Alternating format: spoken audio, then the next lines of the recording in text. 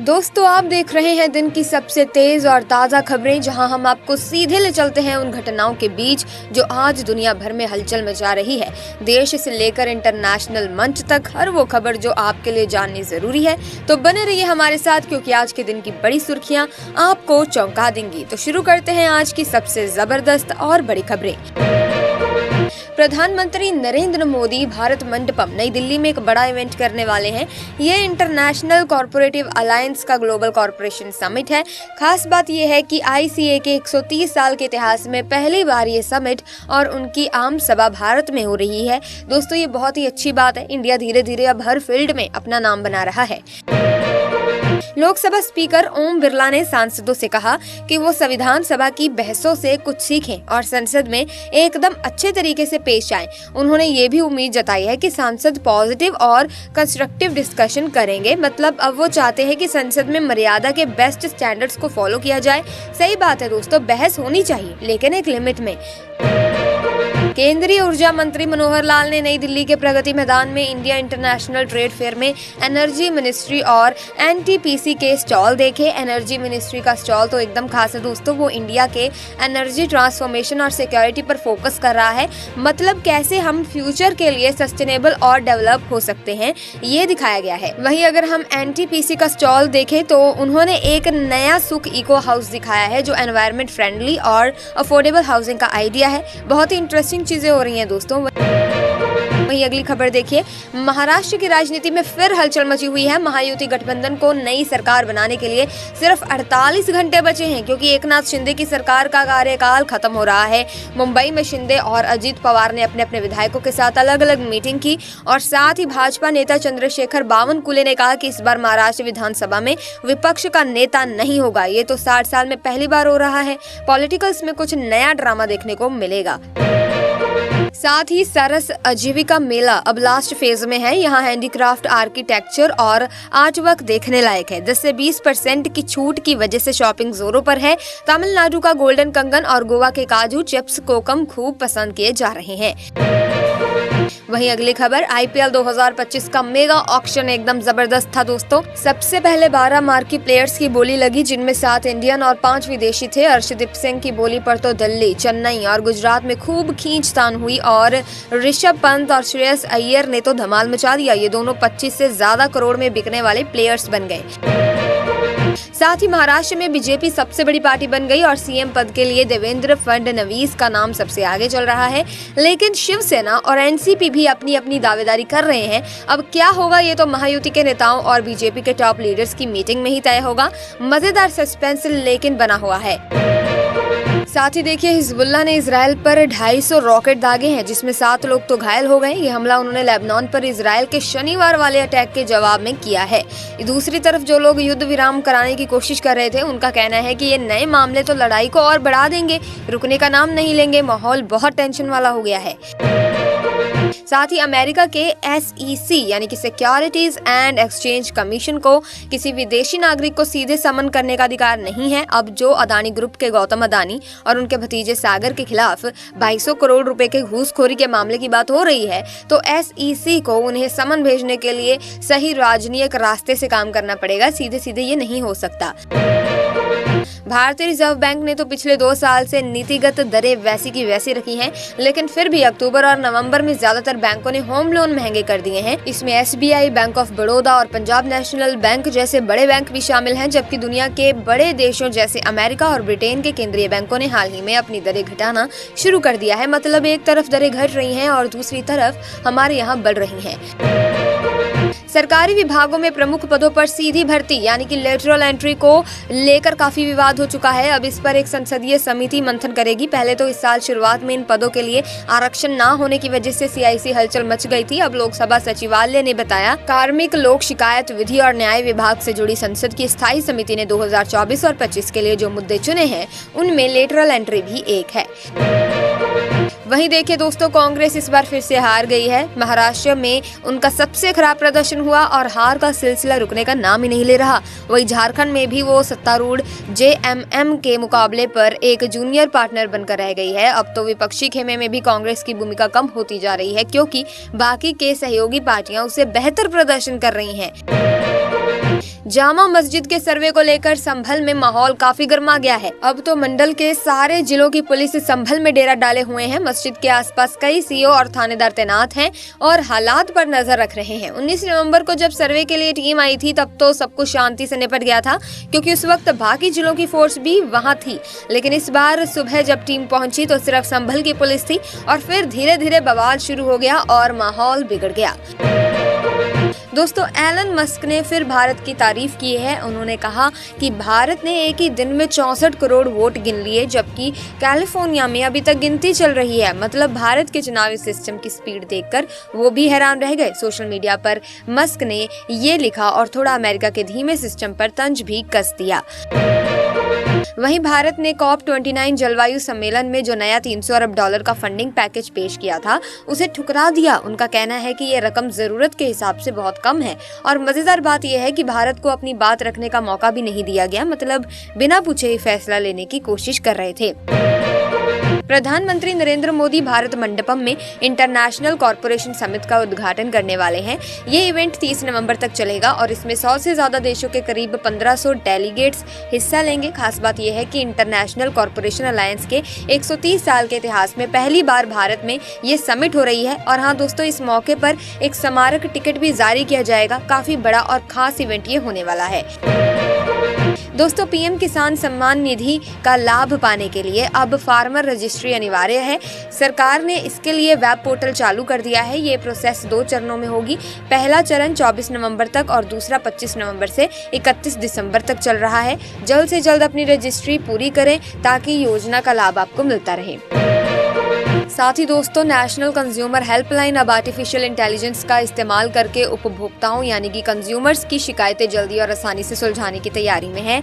इसमें speech recreation और बहुभाषी चैटबॉट जैसी स्मार्ट टेक्नोलॉजी शामिल की जाएगी। यानी अब शिकायत दर्ज करने और उसका हल पाने का प्रोसेस और भी आसान और तेज हो जाएगा। प्रधानमंत्री मोदी दिल्ली के जवाहरलाल नेहरू स्टेडियम में ओडिशा पर्व 2024 में शामिल हुए।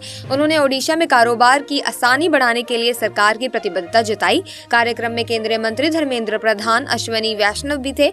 मोदी जी ने ओडिशा की सांस्कृतिक विरासत और राज्य के विकास में भूमिका की सराहना भी की।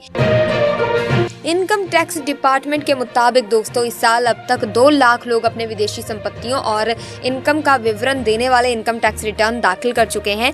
विभाग ने भारतीय निवासियों से अपील की है कि वे सभी फॉर्म में जानकारी भरें और अगर गलती से कोई गलत फॉर्म जमा किया है तो उसे संशोधित भी करें। वहीं दोस्तों, NICDC के CEO और MD रजत कुमार सैनी ने बताया कि इंडस्ट्रियल स्मार्ट सिटी बनाने के लिए जमीन मिल गई है और अब केंद्र सरकार से 28,000 करोड़ का फंड मिल चुका है। अब निगम सभी जगहों पर निर्माण एजेंसियों का चयन करेगा और अगले साल मार्च से इस पर काम भी शुरू होगा। वहीं भारत अब डिजिटल पेमेंट टेक्नोलॉजी में तेजी से वर्ल्ड लीडर बनता जा रहा है और इसका मुख्य कारण UPI नेटवर्क है। भारतीय रिजर्व बैंक की हालिया रिपोर्ट में बताया गया कि UPI का इस्तेमाल सिर्फ भारत में ही नहीं बल्कि अब दूसरे देशों में भी बढ़ रहा है। सोने और चांदी के बारे में बात करें तो सोने और चांदी की कीमतों में थोड़ी बढ़ोतरी देखने को मिली है। 24 कैरेट गोल्ड का भाव अब 7,981.3 रुपए प्रति 10 ग्राम है, जो कि 8100 रुपए प्रति 10 ग्राम बढ़ा है। 22 कैरेट सोने की कीमत 740 रुपए की बढ़त आई है और पिछले हफ्ते से 24 कैरेट सोने की कीमत में 2.97% की गिरावट आई है, लेकिन पिछले महीने में इसमें 2.09% का उछाल आया था। चांदी की कीमत भी 95,100 रुपए प्रति किलोग्राम हो गई है, जिसमें 100 रुपए की बढ़ोतरी हुई है। वहीं एक अच्छी खबर आई है दोस्तों, रिसर्च एंड स्टडी की दुनिया से। भारतीय वैज्ञानिकों ने समुद्र से कुछ ऐसे तत्व निकाले हैं जो स्तन कैंसर को ठीक करने में मददगार हो सकते हैं। समुद्री बैक्टीरिया से ऐसे यौगिकों की पहचान की गई है जो कैंसर कोशिकाओं को कमजोर करने और उनके जीवन रक्षा तंत्र को नष्ट करने में सक्षम है। तो अब हरियाणा में डिप्राइव्ड स्केड्यूल कास्ट समाज के लोगों को 19 साल के बाद आरक्षण का फायदा मिल रहा है। ये आरक्षण पहले सिर्फ शिक्षा में था, लेकिन अब सरकारी नौकरियों में भी इस वर्ग को फायदा मिलेगा। साल 2020 से ये आरक्षण शिक्षा के क्षेत्र में दिया जा रहा था, लेकिन 19 साल तक सरकारी नौकरियों में ये लाभ नहीं था। अब लंबे इंतजार के बाद ये कदम उठाया गया है। दिल्ली में हवा क्वालिटी थोड़ी सुधरी है दोस्तों, लेकिन अभी भी खराब कैटेगरी में ही है। आज सुबह 6 बजे का AQI देखा तो 268 था। मतलब हाँ, हम कह सकते हैं कि थोड़ा बहुत तो सुधार हुआ ही है, पर फिर भी कुछ इलाकों में तो ये 300 के पार पहुंच गया है। सेंट्रल पॉल्यूशन कंट्रोल बोर्ड का यही कहना है। दिल्ली वालों को अभी भी सांस लेने में थोड़ी मुश्किल तो होगी, लेकिन चलो पहले से थोड़ा बेहतर तो है ही। RBI ने कहा कि इंडिया डिजिटल टेक्नोलॉजी का यूज करके बड़ा गेम चेंजर बन गया है, खासकर UPI का, जो इंटरनेशनल लेवल पर भी पॉपुलर हो रहा है। बैंक के मुताबिक UPI की परफॉर्मेंस में लगातार सुधार हो रहा है। अभी अक्टूबर में 16.6 अरब ट्रांजैक्शन हुए हैं UPI के जरिए, जो अपने आप में बहुत बड़ी बात है। यानी इंडिया का डिजिटल पेमेंट सिस्टम दुनिया में छा रहा है। गोवा में चल रहा 55th IFFI यानी इंटरनेशनल फिल्म फेस्टिवल अब हाफ टाइम पर आ गया है। 5वें दिन 75 फिल्में दिखाने का प्लान है, वो भी अलग अलग भाषाओं और टॉपिक्स पर। अब जब क्रिएटिव माइंड्स ऑफ टुमारो और फिल्म बाजार वाले सेशन खत्म हो चुके हैं, तो सबका फोकस मास्टर क्लास और पैनल डिस्कशंस पर है। वैसे ये सेशन इतने इंटरेस्टिंग होते हैं दोस्तों कि वहाँ मौजूद हर कोई बंधा ही रहता है। इसी के साथ NK सिंह 15वें वित्त आयोग के चेयरमैन ने वन नेशन वन इलेक्शन का समर्थन करते हुए कहा कि इससे देश की आर्थिक और राजनीतिक स्थिरता बेहतर होगी। रामनाथ कोविंद की अध्यक्षता वाली कमेटी में उन्होंने लोकसभा विधानसभा का कार्यकाल 5 साल तय करने और 100 दिन में नगरपालिका व स्थानीय निकाय चुनाव कराने जैसी सिफारिशें की। अगली खबर देखिए दोस्तों, विदेश मंत्री S जयशंकर ने रोम में नए भारतीय दूतावास के ऑफिस का उद्घाटन करते हुए कहा कि भारत इटली को यूरोप में अपना बड़ा पार्टनर और मेडिटेरियन रीजन में काफी इंपॉर्टेंट देश मानता है। उन्होंने ये भी कहा कि दोनों देशों के बीच लगातार बातचीत चल रही है, जिससे पता चलता है कि हमारे रिलेशंस कितने मजबूत और गहरे हैं। Minister of information and broadcasting Ashwini Vaishnaw ने द साबरमती रिपोर्ट फिल्म देखी, जो 2002 के गोधरा आगजनी पर आधारित है। फिल्म टीम ने गृह मंत्री अमित शाह से मुलाकात की, जिन्होंने उन्हें सच सामने लाने की बधाई दी और कहा कि ये फिल्म झूठी जानकारी को उजागर करती है। रेल मंत्री अश्विनी वैष्णव सुबह महाराष्ट्र के नागपुर में अजानी रेलवे ग्राउंड में SC और ST रेलवे कर्मचारी संघ के राष्ट्रीय अधिवेशन को संबोधित करेंगे। ये अधिवेशन कोविड-19 पेंडेमिक के कारण पिछले 5 सालों से नहीं हो सका था, जो अब हो रहा है। डुमरा के विश्वासनाथपुर चौक स्थित जानकी विहार में पार्टी का जिला कार्यकर्ता सम्मेलन हुआ। इस दौरान पार्टी के नेशनल एग्जीक्यूटिव चेयरमैन और राज्यसभा सदस्य संजय झा ने विधानसभा चुनाव में 225 सीटें जीतने का लक्ष्य रखा। उन्होंने उपचुनाव के नतीजों को विधानसभा चुनाव के पहले के ट्रेलर के तौर पर देखा और डबल इंजन सरकार द्वारा किए गए विकास कार्यों की भी तारीफ की। सो आगे बढ़ने से पहले कमेंट सेक्शन में जय हिंद जय भारत जरूर लिखें और साथ ही किस राज्य से आप हमारी इस वीडियो को देख रहे हैं, कमेंट सेक्शन में अपने राज्य का नाम भी जरूर लिख दें।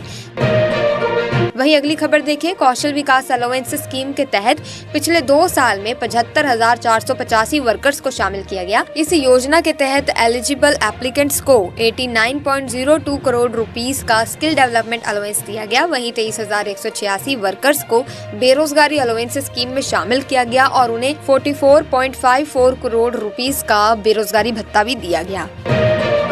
अगली खबर देखिए दोस्तों, अब मौसम बदलने के साथ हवा भी साफ होने लगी है। पलवल की हवा सबसे साफ रही, जहां का एयर क्वालिटी इंडेक्स 77 था। वहीं फरीदाबाद की हवा सबसे खराब रही और वहां का AQI 279 तक पहुंच गया। इसके अलावा प्रदेश में रात का तापमान भी बढ़ गया और हिसार का मिनिमम टेम्परेचर 10.1 डिग्री तक पहुँच गया। महाराष्ट्र के अंबरनाथ में एक फार्मा फैक्ट्री में ब्लास्ट के बाद बहुत बड़ी आग लग गई दोस्तों। जैसे ही आग की सूचना मिली तो अंबरनाथ, कल्याण, उल्हासनगर और बदलापुर से दमकल की गाड़ियां मौके पर पहुंची और आग बुझाने की कोशिश शुरू कर दी गई।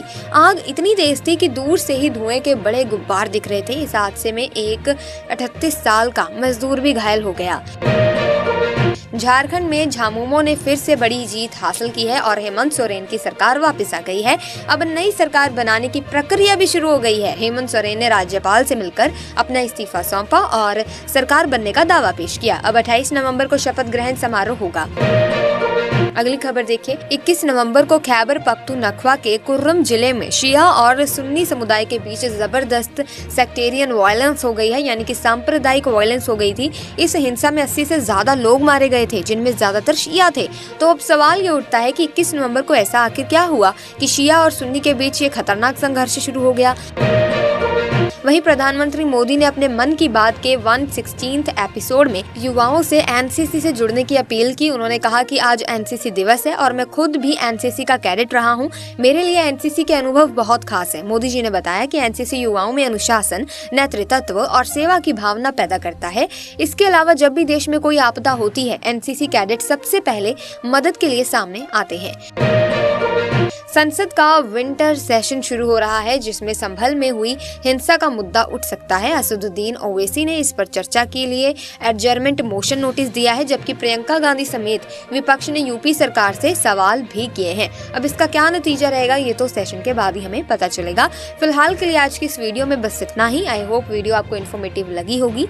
अगर हाँ तो आप इस वीडियो को लाइक करें, शेयर करें, चैनल को सब्सक्राइब करें, बेल आइकन को प्रेस कीजिए ताकि नई वीडियोस की अपडेट आपको मिलती रहे और आप अप टू डेट रह सकें। जल्दी मुलाकात होगी, तब तक के लिए धन्यवाद।